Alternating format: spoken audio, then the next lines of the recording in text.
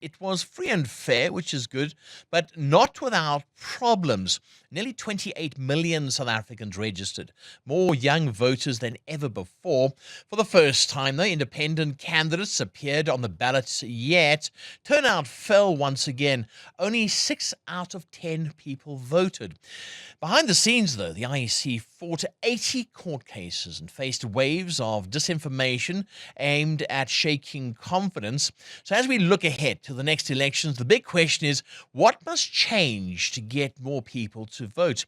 Joining us is IEC Commissioner Judge Dhaya Pillay. Judge Pillay, hi, good morning. Good to have you on 702. Thank you so much, Ray, and good morning to you and the listeners. So looking at this report that's come out, I mean, with both praise and criticism, I suppose, would you say it reflects a good, strong democracy that's maturing or one that's under serious strain? I think democracies all over the world are under strain, but we do the best that we can. So let me just go into it, and I think you started out asking why should voters return to the polls time and again. So the first answer to that is to be able to trust the system. And that's what I would like to go into immediately. The IEC was bombarded with, as you pointed out, over 80 pieces of litigation, but also we had over 800 complaints, which were narrowed down to about 87 the days preceding the election results. So there's been a lot of interest and a lot of contestation in the last election. But the trustworthiness of the system lies in the multi-layered measures we take at every step of the process.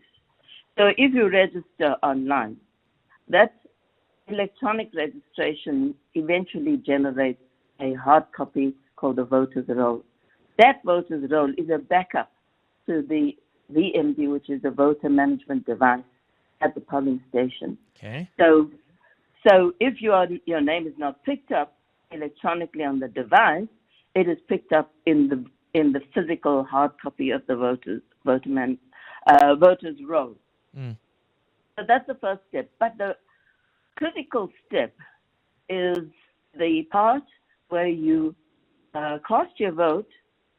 Well, to begin with, you cast your vote in a very tight, protected environment. Party and independent agents are in attendance to observe that the process of collecting a ballot and putting your cross against your candidate or party and putting it in the box is all secured. Then when it gets counted, agents are there again. And we've added to our voting station staff in the past election counting officers.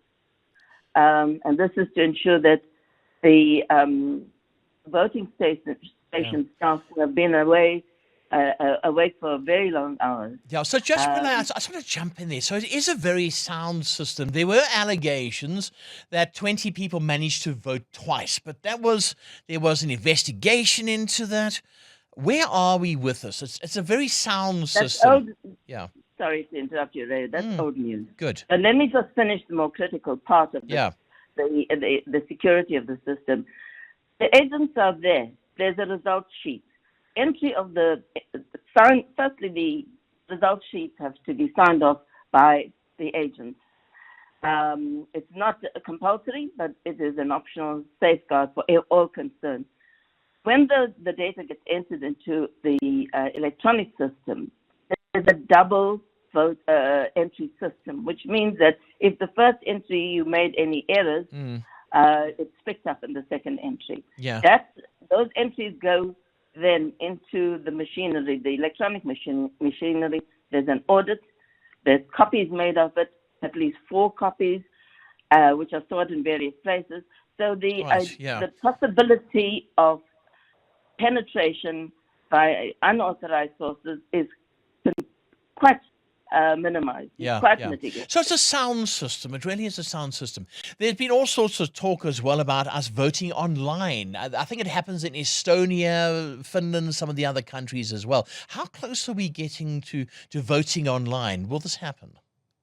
Well, we've had an international conference on e-voting in South Africa earlier this year, and we've started the process of consultation about e-voting. There's great positive features of e-voting, particularly in geographies that don't have addresses, that are removed from voting centers, geographical difficulties of crossing rivers and broken bridges, and so on. But there's also risks, and the Right. security, cybersecurity protections have to be, enhanced multiple times to protect the system. We also need a voting population that is going to trust that system, and we also must be assured. Sure. So that we're not close to it then. We're not going to see this next year or perhaps in Oh, no. the next one. We're not close Definitely not in the local Okay. government, and it's a matter of policy that Parliament will have to to it. adopt. Sure. No, absolutely. Right then, disinformation and artificial intelligence. There were cyber attacks, false claims online, misinformation flooding social media. I know that you did partner up with Meta and others. Was this effective? I mean, how do we stop this? Oh, absolutely. It was effective. We've had a good working relationship with the social media platforms, and yes, in this elections it was quite effective. We detected no signs of manipulation in the social media. Can we stop it? Oh, I don't think so. Yeah.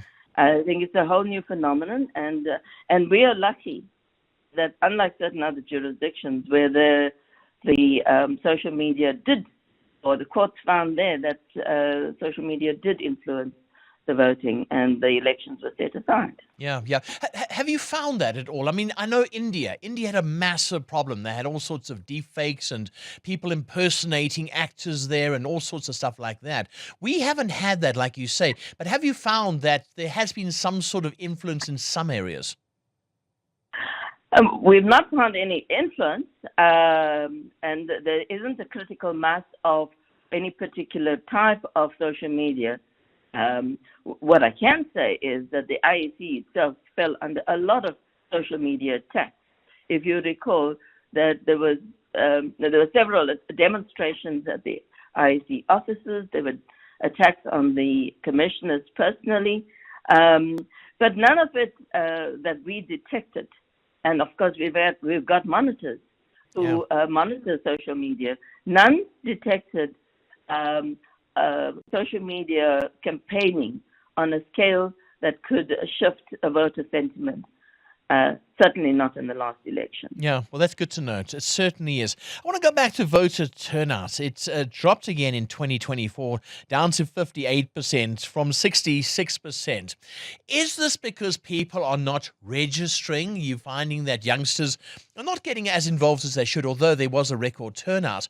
Or is it a case that we just have a beautiful and healthy democracy and nobody really cares because everything's humming along quite peacefully?